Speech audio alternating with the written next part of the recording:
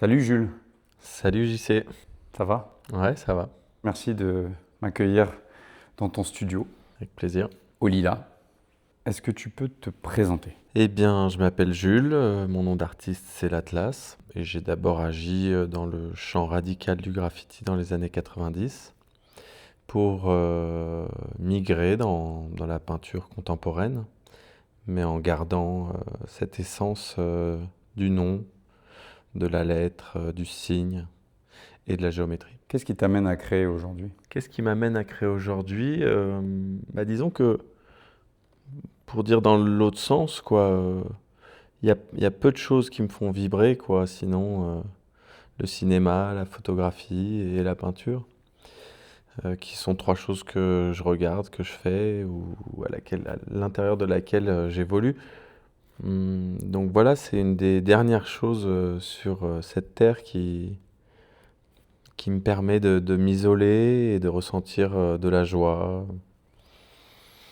de me sentir vibrer, de me sentir libre, malgré toutes les contraintes que représente le fait d'être un artiste dans un monde matériel, quoi, voilà, capitaliste. Mais malgré tout, quand je suis à l'atelier ou dans la serre ou à des moments précis, c'est ces moments cathartiques, comme on dit, qui donnent du sens à tout le reste de ma vie, quoi. Donc voilà ce qui m'amène ici, quoi. C'est m'isoler pour me retrouver, quoi. Et en même temps, par l'intermédiaire de la peinture, être en lien avec le reste du monde par ce matériel, quoi, voilà. Tu évoquais le cinéma et la photographie.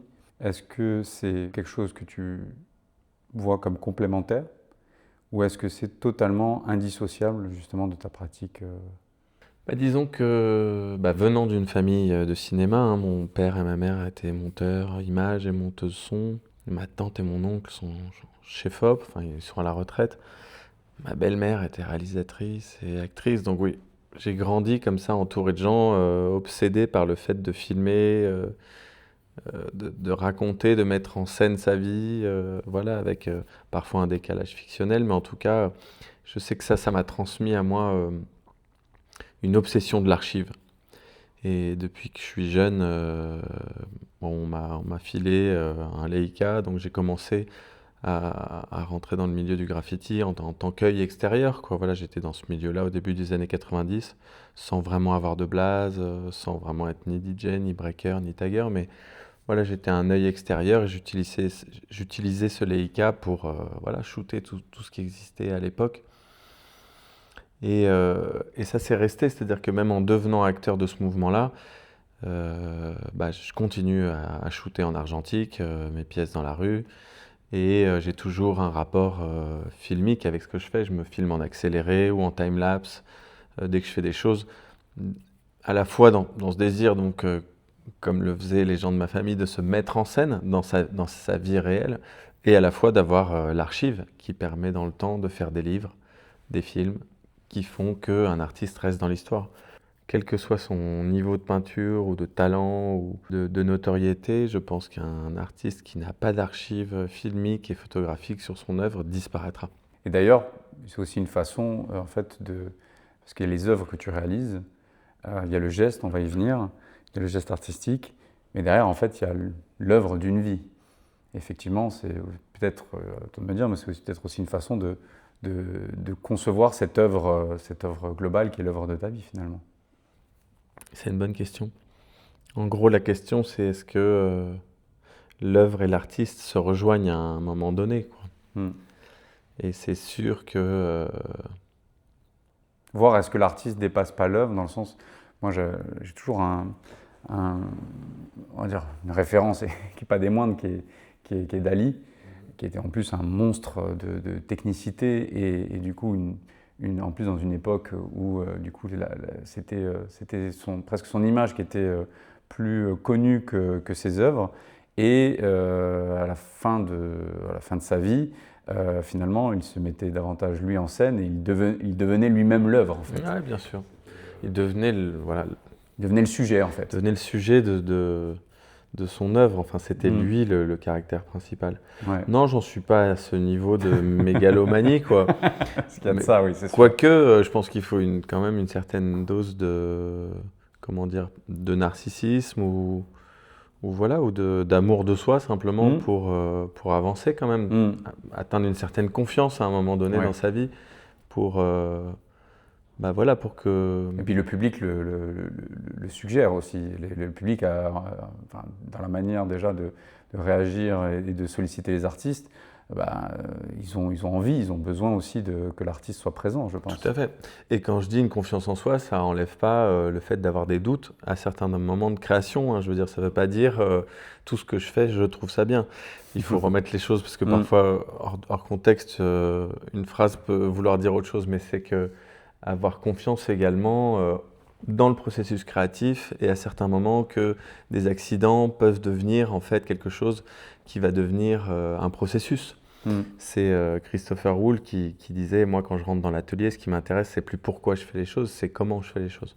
C'est vrai que le pourquoi, c'est plus au début, quoi, quand on est ado ou 20, 30 ans, et au bout d'un moment, moi aujourd'hui, quand on me dit pourquoi l'Atlas, j'ai l'impression de devoir répéter des choses que je pensais à l'époque.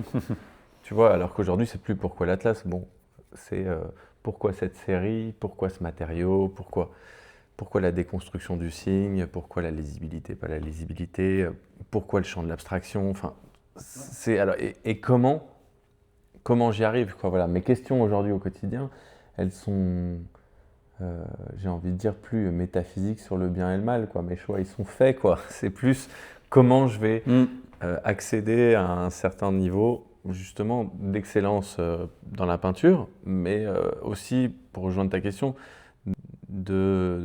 d'excellence dans ma relation aussi avec les gens qui m'entourent. Et c'est vrai qu'à un moment, j'ai touché une limite en ne faisant que de la peinture pour moi, et que ça a été une des raisons de l'ouverture de la galerie Liminal.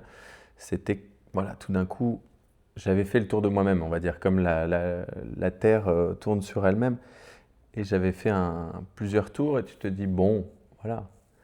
Alors ce désir de revenir un peu comme au début, sur des premières fois, où il y a cette adrénaline. Le fait d'ouvrir une galerie, ça m'a redonné la sensation d'il y a 25 ans, quand on louait un espace avec Tank, Yas, Babou, Sunset, et que tout d'un coup on se mettait en danger. Voilà, bon. De se lancer. De se lancer, une première fois, quoi, à nouveau. Et également aussi de revoir des vieux potes, de pouvoir inviter des artistes que j'aime et de créer une vraie ligne et de créer une galerie digne de ce nom, j'ai envie de dire, où le choix des artistes soit pas s'ils se vendent ou pas, quoi. C'est que les artistes entre eux ont un lien, que la galerie elle-même, elle est conçue comme un tableau, quoi, comme une œuvre d'art. Voilà. C'est intéressant parce qu'effectivement, quand tu reviens sur l'origine, en fait, sur ton parcours, effectivement, comme tu n'as pas commencé par le graffiti, en tout cas pour être dans le milieu du graffiti, finalement, ça s'est un peu imposé à toi. C'est-à-dire que je pense que tu as toi de me dire, mais je pense que tu as pris goût à quelque chose qui au départ n'était pas, on va dire, ta vocation. C'était pas en tout cas ça qui t'animait à ce moment-là. Et finalement, on revient au comment. C'est-à-dire que c'est comme ça que tu es arrivé dans le graffiti. Il n'y a pas vraiment de pourquoi finalement quand on y pense.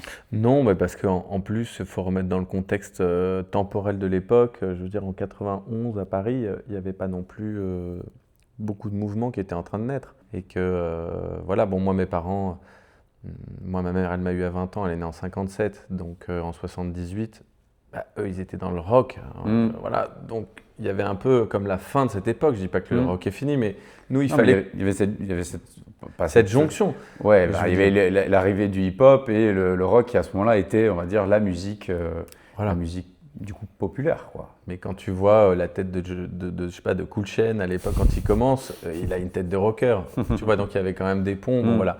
Mais pour répondre à ta question, même après, il y avait même aux États-Unis, il y avait carrément, voilà, il y avait déjà des choses qui se sont mises en œuvre pour, on va dire, connecter bien sûr, faire des ponts, quoi. Mais donc voilà, pour répondre à ta question, est-ce que c'était un choix? Pas vraiment, en fait. À ce moment-là, dans les années 90, tu devais avoir un blaze, tu devais t'habiller d'une certaine manière pour faire partie d'un mouvement, être accepté dans un groupe. Au début, le groupe, c'était deux meilleurs potes qui disent « Bon, t'as les cheveux longs, Jules, on va te raser la tête. » Bon, et des codes, quoi, voilà, qui se permettent c'est comme ça qu'on se construit au début, Mmh. comme une famille. Au début, on s'identifie à une famille, puis après on s'identifie à un groupe d'amis. Et puis à un moment aussi, il y a voilà, ce moment où on explose les codes, j'ai envie de dire. C'est-à-dire qu'on les utilise, mais le but, c'est quand même, j'ai envie de dire le mot universaliser, quoi. C'est-à-dire que tout d'un coup, même si c'est avec des codes, on va dire, d'une certaine époque qui correspondent au hip-hop, je pense, j'espère que certaines de mes peintures peuvent aussi bien parler à un collectionneur d'art abstrait ou peu importe, mais qui ne soit pas de notre culture, tu vois. Donc il y a aussi cette recherche comme ça qui va toucher chez chaque homme, voilà, en dehors du code culturel. C'est ça que tu cherches à travers ton geste? J'espère en tout cas que j'arrive à accéder au-delà du mot, puisque moi aussi personnellement je me suis imposé un truc un petit peu drastique, qui est donc que le mot l'Atlas soit dans toutes les pièces du début à la fin, à l'exception de quelques toiles où c'est vraiment de l'abstraction géométrique, mais dans lesquelles je ne me retrouve pas. C'est-à-dire que comme j'ai une formation de calligraphe, je n'arrive pas à créer sans passer par la lettre, donc sans passer par la typographie. Enfin, il faut que ça passe par la lettre. Donc ça, c'est un tic, c'est une habitude. Du coup, j'en ai fait une force plutôt que me dire bon, bah, c'est un carcan. Du coup, c'est le percept, quoi, le concept de perception va passer par là. Bon, je sais que cette ligne, elle existe et que moi, elle me permet de faire des allers-retours entre différents mouvements en gardant une ligne, quoi, voilà. Et ensuite, le nom l'Atlas, à la base, il est lié à l'Atlas, les atlas géographiques.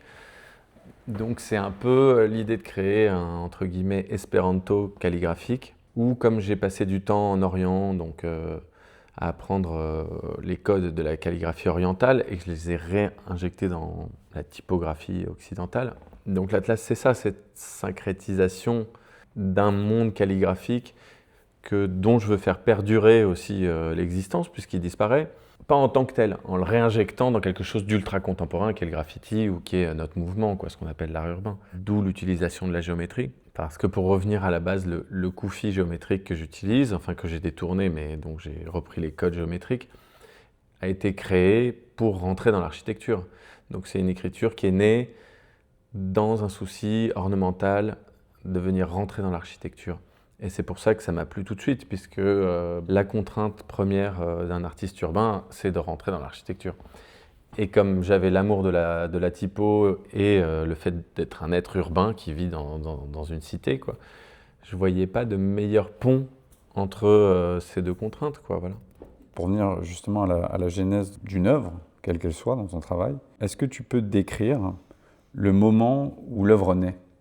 Ce moment liminal, oui, on a toujours justement une image liminale, c'est-à-dire le moment où elle passe du subliminal au liminal, donc c'est-à-dire de l'inconscient au conscient, où on a forcément une projection visuelle dans l'esprit de ce qu'on va faire. Mais je pense que aucun artiste ne pourra dire que la réalisation de son œuvre est exacte à la projection qu'il a fait.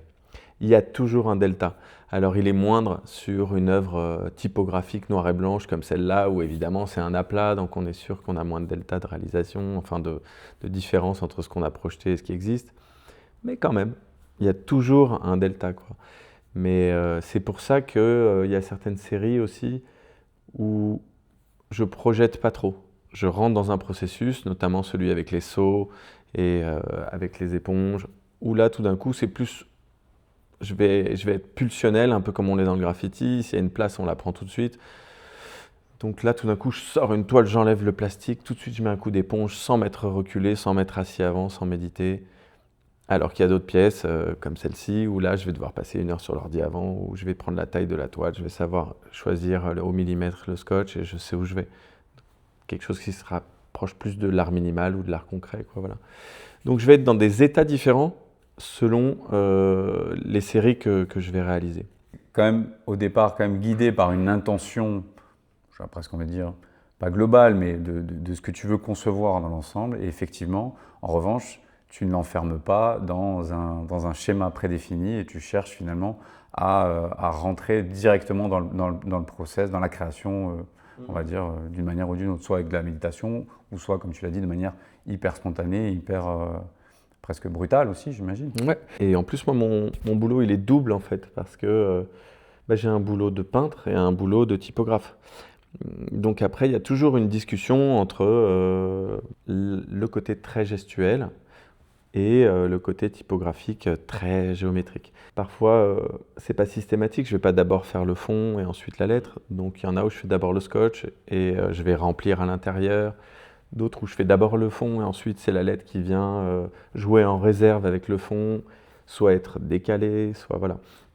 Comment tu sais que l'œuvre est terminée? Ou en tout cas, est-ce que tu recherches aussi un sentiment, une sensation qui fait que tu te dis, OK, là maintenant, ça y est, je pense que c'est terminé, quoi. Ouais, alors c'est difficile d'exprimer avec des mots quelque chose qui est de l'ordre de l'intuition ou de la satiété corporelle ou satiété de l'œil, j'ai envie de dire, ou tout d'un coup. Est-ce que tu aurais un exemple? C'est plutôt ça. Oui, bah, disons que après j'ai des processus aussi qui font que, typiquement, voilà, quand tu es arrivé ce matin, la toile de ce matin, j'avais fait une couche hier, bon, qui était déjà une troisième couche, bon. Et en enlevant l'adhésif, je m'aperçois que ça flotte un peu et que le blanc, qui lui optiquement prend plus de place que la couleur, venait manger un peu la typographie qui était dans un dégradé de bleu. Et là, ben, l'œil voit tout de suite. C'est-à-dire que même, par exemple, Dario, qui était là, qui m'aidait, quelqu'un qui a 14 ans, qui n'a jamais vu de peinture.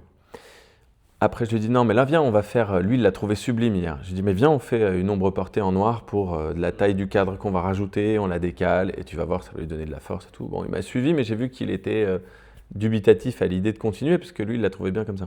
Et aujourd'hui, quand on a enlevé le deuxième scotch, j'ai vu cette sensation qu'on cherche à décrire. Il a dit, ok, là, la pièce est finie, quoi.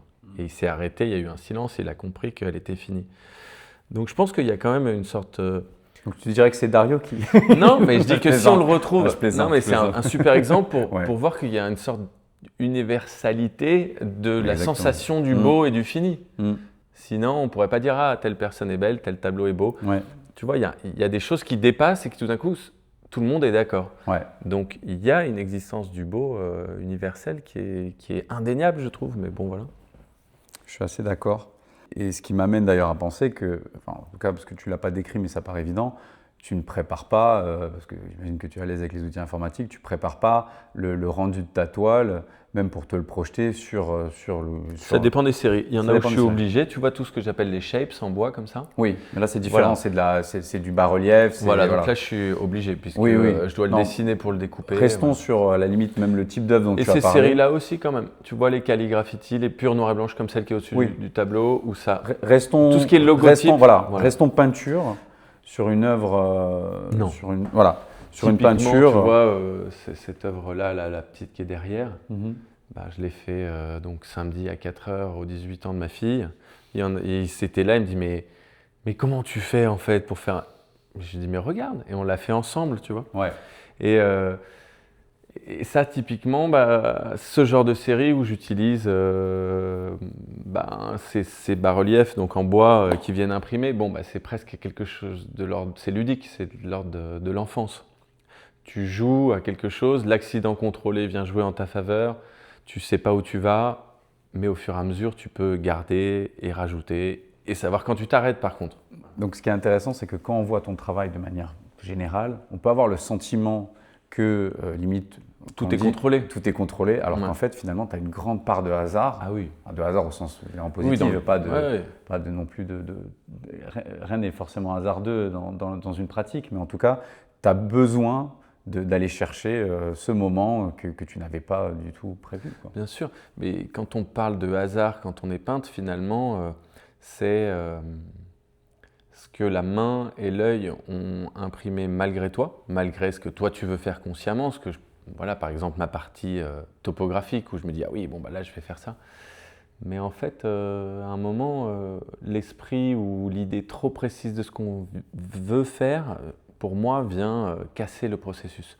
On a une intuition, chaque personne, et encore plus à travers les années à force de travailler, où, encore une fois, il faut faire confiance à sa main, à son œil, et aux produits, et aux techniques, et aux surfaces qu'on utilise. À un moment donné, moi, il y a des jours où je ne réfléchis pas. Est-ce que tu peux décrire la relation que tu as avec la matière que tu utilises? Je suis obsédé par le fait que les choses soient plates. Tu vois, bon, mon nom c'est 2D, hein, donc c'est vrai que tout ce qui, pour un jeu de mots, un mauvais jeu de mots, mais tout ce qui touche à la 3D, puis mon père est monteur image, enfin je veux dire, en fait je veux réduire la 3 dimensions en deux, quoi, enfin en une, c'est-à-dire en une image. Donc c'est le subliminal d'ailleurs. Hein. Voilà, je suis obsédé par le fait de rendre tout plat.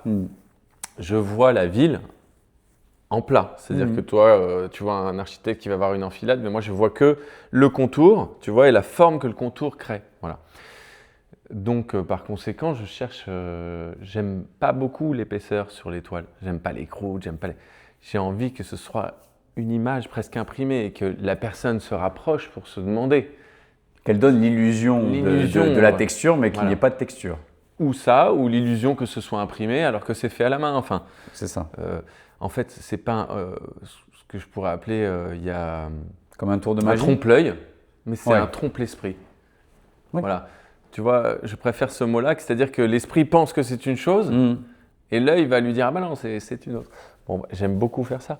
Donc j'utilise principalement de l'acrylique, de l'encre et de l'aérosol, qui sont donc des choses, même l'acrylique dilué va rester très flat, quoi. J'aime ces deux côtés, j'ai envie de dire, de ma personnalité, mais finalement de la nature humaine, qui sont d'un côté quelque chose de très pulsionnel, de très libre, de non contrôlé, je ne peux pas dire mieux, quoi, pas animal, mais pulsionnel, quelque chose d'immanent, de direct, comme ce trait-là, il a été fait en 2 secondes. Et ensuite, l'autre côté qui est beaucoup plus cérébral, intellectuel, qui passe par la typographie, par la géométrie, par des heures d'adhésif découpés au cutter, à plat, comme un chirurgien. Et ensuite, je viens rajouter des couches très fines d'aérosol par-dessus. Et voilà, avoir ce contraste, enfin cette dichotomie finalement de la nature humaine. L'intuition et l'intellect, quoi, voilà. C'est ce qui reste de la main pour toi, in fine? Et oui, moi, comme tu l'auras compris et vu, finalement, je suis mon propre artisan. Et c'est vrai qu'il y a des artistes, ça leur fait peur, dire oui, mais en fait, moi, c'est ça qui me sauve, c'est d'utiliser mes mains au quotidien. Sinon, mes mains, elles vont finir sur un écran, sur un téléphone, sur une cigarette, sur un café. Non, le fait de travailler, c'est une addiction en soi, mais c'est une addiction cathartique. C'est une addiction qui me libère de toute ma condition humaine. Donc, c'est une des raisons aussi pour lesquelles je ne peux pas arrêter. C'est-à-dire que je ne peux pas vivre autrement. Mais difficile, en tout cas en étant à Paris ou dans une ville ou en étant un être urbain, de lâcher cette pratique qui m'extrait de ce monde d'addiction. Ou alors, comme on en parlait tout à l'heure, je repars en Corse et je fais un potager, mais en vivant dans un état urbain, c'est la seule chose qui me rend libre, quoi, voilà. Donc finalement, c'est la main qui te rend libre. Enfin, je veux dire, certains pourraient y voir, on peut comprendre dans un monde où en fait la technologie, on va y venir, mais la technologie, on vend en tout cas l'idée qu'elle libère. Finalement, tu démontres, en tout cas, c'est le message qui transpire à travers ce que tu fais, c'est que toi, finalement, tu ne pourrais pas être libre sans concevoir les choses de tes propres mains. On est d'accord, et à la fois, pour autant, je ne suis pas contre l'utilisation de certaines machines pour la création. Je peux donner un exemple. Bon, déjà, d'abord, je dessine mes logos sur papier, au crayon, par tradition, parce que je commençais comme ça, le sketch, quoi. Enfin, voilà, ça. Et ensuite, je les scanne, ensuite je les fais sur Illustrator. Cet Illustrator, il peut me servir pour faire une découpe adhésive sur un plotter. Très bien, mais voilà. Je te coupe, mais bien sûr, non. Mais s'il n'y avait que ça, tu ne le ferais pas. Non. Si tu n'avais pas la main au début et à la fin, j'ai presque envie de dire, tu ne le ferais pas. Mais parce que sinon, je ne serais plus un être physique. Je deviendrais quelqu'un qui est courbé devant un écran, qui passe. C'est ça notre problème. Je veux dire, le problème de l'humanité aujourd'hui, c'est d'être courbé devant un écran. Et donc de ne plus regarder le monde, de ne plus regarder l'autre, et de ne plus avoir de rapport avec la création. Et la création, c'est la matière. C'est le fait de tremper ses mains dans la sauce, quoi. Enfin. C'est ça une œuvre vivante pour toi? Après, il y a des œuvres d'art numérique que j'apprécie visuellement. Non, mais je ne sens pas. C'est pas ma question. Ouais, mais pour revenir à ta question, c'est-à-dire que moi, je sens le plaisir. Enfin, Quand je suis devant un tableau, je sens si le peintre ou l'artiste a pris du plaisir. Voilà. Ça peut amuser mon œil optiquement de voir une œuvre numérique, mais ça ne m'intéresse pas de savoir que ça a été imprimé. Voilà. Alors après, parfois j'utilise des choses imprimées sur lesquelles je reviens, ou comme Christopher Wool. Enfin, mais tu passes du temps. Il faut que l'artiste passe du temps sur son œuvre. On est d'accord là-dessus. ben, oui, et après ce temps, un calligraphe japonais, sur le papier, il va passer 3 secondes, et c'est une des plus belles choses qu'on a vues au monde. Ce temps, il n'est pas forcément dans le sens de la labeur et de la souffrance. Du temps il y a le temps de réflexion, il y a Ouais, ouais. le temps de réalisation, mais même dans la réalisation, il y a des temps de pause. Mais je veux dire, c'est du temps vécu. Bien C'est sûr. pas une machine qui agit pendant un temps finalement où tu n'es même pas au courant de ce qui se passe finalement. Mais nous qui aimons l'étymologie, on devrait regarder l'étymologie de création. Je suis sûr qu'il y a un lien du fait que ce soit pas lié à la machine, mais lié à quelque chose justement. Oui, il y a des chances, surtout Voilà. qu'à l'époque, pour le coup, il n'y avait vraiment pas Voilà, donc. Ouais. Comme tu l'as dit, tu as un temps qui peut être très rapide, du coup très spontané, et tu as un temps beaucoup plus long, pas forcément laborieux, mais en tout cas qui est nécessaire. Il n'est pas forcément méditatif. En tout cas, comment tu décrirais ton rapport au temps, tu es dans une action un petit peu, on va dire, Ouais, mais répétitive. j'ai le mot, c'est pas forcément méditatif, bien que ce le soit à l'intérieur, mais au bout d'1 heure ou deux à coller des adhésifs au bon endroit, c'est une sorte d'auto-hypnose en fait. Et il y a des moments de grâce où dans la création, si personne vient taper à la porte, si on reste seul, si la musique est la bonne, et si les choses se passent comme elles doivent se passer et que les tapes se mettent à l'endroit auquel ils doivent être, et bien tout d'un coup tu prends ta place dans le monde. Et cette sensation d'hypnose qui arrive quelquefois, hein, une fois ou deux par semaine en fait, mais pas tous les jours. Hein. Il y a des jours où c'est laborieux comme tu dis, et où tu rates, et où finalement tu as projeté quelque chose de précis, tu es déçu du résultat. Bon. Mais il y a des moments de grâce où il s'agit en fait, hein, ça n'a pas d'autre définition, c'est de l'auto-hypnose. Et c'est drôle parce que, et pour moi ça fait sens, mais le fait que tu sois dans un rendu qui est hypnotique, En plus, oui. finalement quand tu l'exprimes, moi je fais le lien en tout cas entre le fait que cette volonté finalement de le faire soi-même, pour d'autant plus être dans cet état d'hypnose, il y a pour moi totalement un effet miroir. C'est-à-dire que ce que tu donnes à voir aux autres, c'est toi, donc c'est tes œuvres, mais tu veux absolument vivre d'une certaine façon un peu ce que va vivre la personne qui sera en face de l'œuvre. Est-ce que ce n'est pas une façon de partager l'œuvre dans le sens où tu partages cette expérience avec la personne qui est de l'autre côté? Oui, peut-être. Est-ce que tu peux vraiment la partager si, on va y venir à ce sujet, si une œuvre est générée, même sur la base de ton travail, imaginons que tu dises une intelligence artificielle, bon voilà, voici tout mon travail, propose-moi des choses. Je comprends ce que tu veux dire, c'est que le fait d'avoir soi-même été hypnotisé par son travail en le faisant permet de comprendre le ressenti d'un spectateur extérieur devant ton œuvre. Et du coup de le partager, parce que je te prends un exemple, Ouais. si demain tu génères des œuvres via intelligence artificielle ou peu importe, en tout cas avec une machine, et donc finalement où tu n'es pas passé par l'œuvre. Quelqu'un qui va voir l'œuvre, finalement, tu n'as rien à partager avec elle, puisque toi-même, tu n'as pas vécu ton œuvre. Qu'est-ce que devient pour toi l'art aujourd'hui dans un monde où en fait on peut générer des images en quelques secondes? C'est pas non plus ma place de donner une vision globale, mais On pourrait dire, est-ce que l'art, du coup, s'enrichit par effet, on va dire, presque de résistance, même poétique, et de contradiction? Voilà, de toute façon, je pense que tu as compris la question. C'est plutôt de dire, toi, quel est ton sentiment par rapport à ce qu'est l'art aujourd'hui, quoi? J'ai une certaine réponse, c'est-à-dire que si on prend l'art comme quelque chose, finalement, comme on le disait un peu tout à l'heure, de thérapeutique pour la personne qui le pratique, alors il faut voir si, en créant des choses avec une machine, cette pratique est toujours thérapeutique pour la personne qui est devant l'écran. Je ne suis pas sûr. Voilà. C'est juste après. Non, mais c'est marrant parce que Voilà, tu vois ce parlais que je veux de dire, c'est que- chirurgie dans ta manière de concevoir Ouais. les œuvres. Et finalement, là, on pourrait presque, tu parles effectivement, et moi je pense que c'est soigner les âmes, que de pratiquer l'art et de regarder des œuvres aussi, c'est se soigner. Et d'une certaine façon, à la manière d'un médecin, est-ce qu'un médecin qui n'est plus humain est-il vraiment un médecin? C'est des questions philosophiques tout d'un coup, quoi. Mais voilà, on peut y réfléchir, mais après, Est-ce que oui ou non? disons que dans un côté médical, si le résultat escompté est escompté, alors voilà. Tu vois, le but c'est de soigner la personne. Mais là, à partir du moment où c'est l'expérience humaine, est-ce qu'une machine peut soigner l'âme? Non. Voilà. Oui, s'il faut donner Non, une mais réponse, alors non, tu vois. Bien sûr que non. Non, mais est-ce que c'est là que réside la véritable différence? Et en fait, c'est ça la question. C'est pour ça que je dis que devient l'art aujourd'hui dans ce monde-là.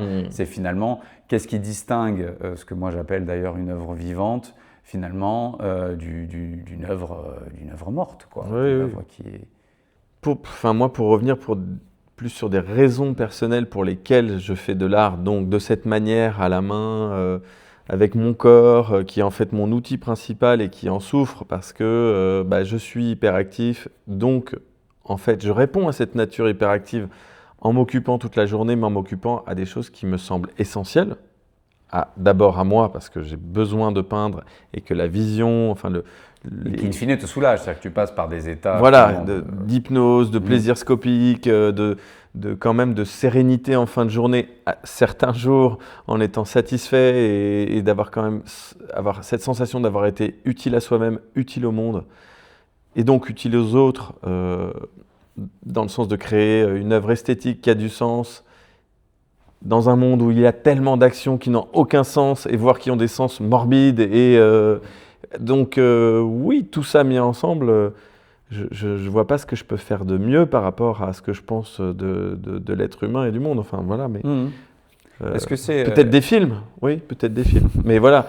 Mais c'est d'ailleurs... Mais au-delà de la peinture, je ne vois pas. À part le cinéma, tu vois, qui lui, voilà, qui englobe tout, parce que tu peux filmer la peinture, tu peux pas peindre un film. Mais... C'est pour ça que pour moi, les deux vivent ensemble. Dans ce monde-là que tu as décrit, je suis plutôt aligné sur le constat. Qu'est-ce qui aujourd'hui a de l'aura dans l'art contemporain? Il y a deux forces. Il y a le fait de ne pas changer de voie parce que peut-être une époque ou une mode passe et que du coup il faudrait, pour avoir l'impression de faire partie de ce monde, de changer de voie. Et la deuxième, la plus grande force pour moi de l'artiste, est de savoir se relever quand il tombe. Et il y a cette phrase magnifique de Churchill qui dit le succès, c'est de passer d'échec en échec sans perdre de son entrain. Et j'ai pas meilleure définition de ce qu'est ma vie en fait et notre vie. Et je pense que c'est la force d'un artiste, c'est-à-dire que évidemment vu de l'extérieur, ça brille, on voit que le bon côté de la vie d'artiste. On dit ah oui mais toi c'est la vie d'artiste, mais la réalité de l'autre côté quand je défie n'importe qui de passer une semaine d'atelier et d'en repasser une autre après et de passer 25 ans d'atelier. Oui. Je veux dire une semaine d'atelier correspond à un mois d'usine tu vois ce que je veux dire, c'est juste pour donner un exemple au niveau du corps, parce que comme on n'écoute plus notre corps, on n'est que dans cette hypnose de continuer les choses. Moi, j'ai plus d'épaule, j'ai une tendinite ici, et pourtant je fais du yoga, je fais de la méditation. Non mais voilà, c'est que la balance va vite. Ce que je veux dire, c'est que et puis de l'autre côté, c'est voilà, on ne voit que les articles, les interviews, mais la réalité des artistes.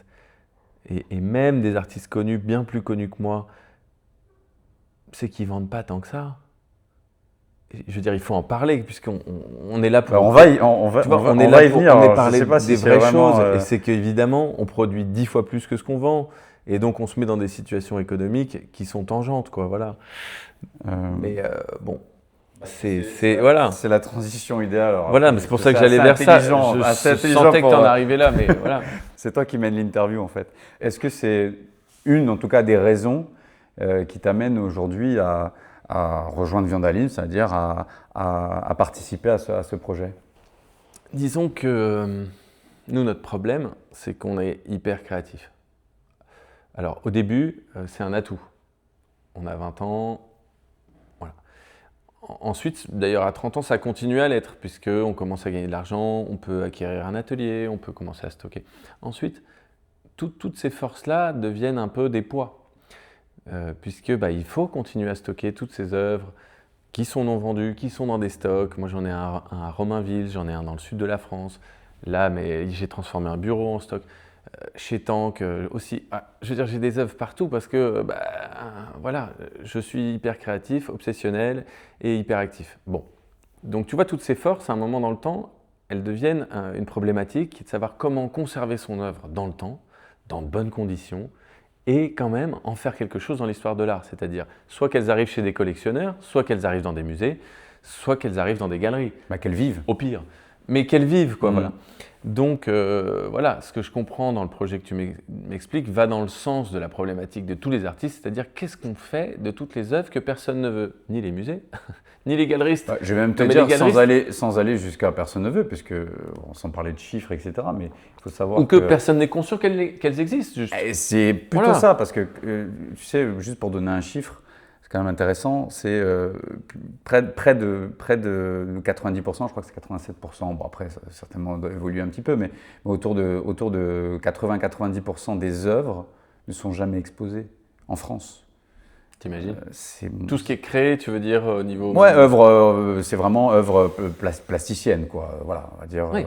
Évidemment, on ne va pas parler de digital, puisque là, au contraire, les images, même quand je dis exposées, c'est dans le sens où en plus, il y a des œuvres qui sont visibles sur les réseaux, justement maintenant, on va dire c'est l'avantage, mais en fait, elles ne sont physiquement jamais vues, en fait. Et donc, effectivement, ce chiffre-là, il est effrayant, parce qu'on se dit, à l'époque de la surcommunication, l'ultracommunication, en fait, on a des images par million. En fait, la réalité, c'est que les œuvres physiques qui n'ont d'intérêt, a priori, que si elles sont rencontrées physiquement, en fait, quasiment la grande majeure partie, 90%, ne sont pas visibles, ne sont pas exposées. Et parfois, elles sont exposées, mais elles ne sont pas forcément vues, parce que, comme tu le disais, même demain, tu fais une galerie, sans parler des 3 ou des 10 grandes galeries, même françaises, qui font du monde, et encore, ça ne se joue pas là, parce que c'est les collectionneurs qui font les galeries. Je veux dire, en termes de public, on ne parle pas de milliers de personnes. Donc en plus, au final, les œuvres, elles sont vues parfois par une dizaine de personnes, une vingtaine de personnes. Oui, ou elles sont vues sur Internet. Ouais, voilà, je dis des œuvres qui sont vues des milliers, voire même parfois jusqu'à des millions, mais en tout cas des centaines de milliers de fois sur Internet, ont été vues par 10 personnes dans le réel. Donc effectivement, en tout cas, en partie, Viandalisme est né en fait finalement de cette réalité qui moi m'obsède. donc de sortir de l'ombre des œuvres… de sortir de l'ombre les œuvres en général. Après, c'est pas toutes, parce qu'il y en a qui ont… Le viandalisme n'arrive pas dans un désert, mais ce chiffre-là donne quand même le vertige, compte tenu de ce que tu as dit. C'est pour ça que tu peux conclure, mais effectivement, je pense que ça fait sens avec en tout cas ta situation, et je pense à la situation de nombreux artistes. Pourtant établis, on ne parle pas d'artistes qui n'arrivent pas à être exposés. Oui, et puis on a une problématique quand même. Beaucoup de galeries nous demandent des œuvres de l'année en cours. Ce qui n'est pas forcément, je trouve, bénéfique pour une exposition, puisque ce qui est bien dans une œuvre, c'est la discussion d'œuvres d'un même artiste, mais de différentes époques. Puisque ce qui est intéressant à voir, c'est comment il s'est métamorphosé. Puis l'œuvre elle-même, à la fin, c'est quand même l'œuvre qui compte avant tout. C'est-à-dire de dire, moi honnêtement, je m'en moque que l'œuvre, elle ait 1 an, 2 ans ou 10 ans, sans parler du fait que parfois, elles ont même encore plus de force avec le temps. Sans parler de celles qui évoluent avec le temps. Mais effectivement, mais ça c'est, on va dire, la mécanique industrielle, en tout cas de l'industrie. Après, c'est pas tous les galeristes. Non, bien sûr, ça c'est une mécanique industrielle. C'est pas souvent, il y a ce truc genre, donne-moi du 2026. Ah ok, mais là on est en janvier, en 2026, j'en ai pas beaucoup, quoi. Enfin, alors que j'ai 400, 500 pièces en stock ici, qui sont toutes celles que j'ai gardées, que je considère être assez costaud pour représenter mon œuvre. Donc c'est quand même dommage parfois, je trouve. Ouais. Mais ça, je pense que c'est inhérent à la société moderne, c'est-à-dire qu'il y a ce besoin de la nouveauté. Oui, voilà. La peinture jetable bientôt, quoi.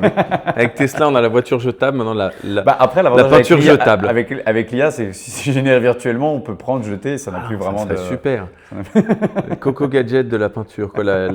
Une fois que tu as lu l'Atlas, elle se détruit, elle s'auto-brûle. Non, mais c'est une folie, quoi, je veux dire. Voilà. Bon, juste, je fais une petite Une petite précision, Gogo Gadget, c'est l'inspecteur Gadget, parce que s'il y a des gens qui sont nés dans les années, même des années 90, je pense qu'ils n'ont pas la ref de l'inspecteur Gadget. Ça y est, je commence à être vieux. Non, même pas. Mais moi, je trouve que... Non, mais le pire, c'est que je suis sûr que si on relançait l'inspecteur Gadget, ce serait hyper tendance. Moi, je trouvais vraiment, enfin, même en termes de dessin, je trouvais comme ça. C'est génial. C'est grave stylé. Bah écoute, ça va être compliqué après l'inspecteur Gadget, mais et tu as déjà fait une phrase tout à l'heure, mais est-ce que tu aurais une phrase pour conclure? T'en as plein des phrases. Ouais, mais une que j'adore, parce qu'on parle de tout ça, du fait d'être peintre, qui en fait, aujourd'hui, on voit les peintres comme des gens qui réussissent socialement, qui ont de l'argent, qui prennent. Non, je pense qu'en fait, on passe notre vie à donner. Et on reçoit très peu, j'ai cette impression en tout cas, de recevoir très peu en retour. Donc ouais, j'adore cette phrase, ce que tu as donné va rester pour toujours, et ce que tu gardes va disparaître. C'est très juste. Il reste de toi ce que tu as donné finalement. Et il reste que ça. Et voilà, quoi. C'est un peu, il y a une autre version plus orientale qui est tu reçois à la mesure de ce que tu donnes. Donc voilà, je crois en toutes ces choses-là. C'est vrai, il y a une certaine forme de sacrifice, entre guillemets, hein, de ma vie que je donne à la peinture. Je veux dire, je me lève, je prends un petit déjeuner avec Julie et je cours ici, quoi. Je veux dire, j'ai qu'une idée, alors que parfois, rien ne m'oblige. Parfois, j'ai pas rendez-vous avec toi, j'ai rendez-vous avec moi-même, mais il faut absolument que je continue, alors que je pourrais très bien vivre avec mon stock pendant 4-5 ans. C'est pas, je veux dire, c'est une fausse raison le fait de se dire on y va parce que j'ai une expo, parce que je dois vivre. Oui, mais la vraie raison, elle est que moi, j'ai comme un moine ou comme quelqu'un qui est un religieux, non mais je rigole pas, un appel qui fait que si je le fais pas pendant plusieurs jours en étant ici, je culpabilise. J'ai besoin de produire ces œuvres. Et ces œuvres, je veux dire, une fois qu'elles sont produites, n'appartiennent plus. Enfin, je veux dire, tout peut disparaître là, un feu, un accident, je meurs. Bon, c'est très bien, je veux dire, c'est fini. Je veux dire, tout ça, je sais que je l'ai déjà donné au moment où elle est finie, comme on disait tout à l'heure, elle ne m'appartient plus. Donc c'est plutôt comme ça qu'il faudrait voir les artistes que comme des carrières professionnelles. Je suis assez d'accord. On va peindre. Allez.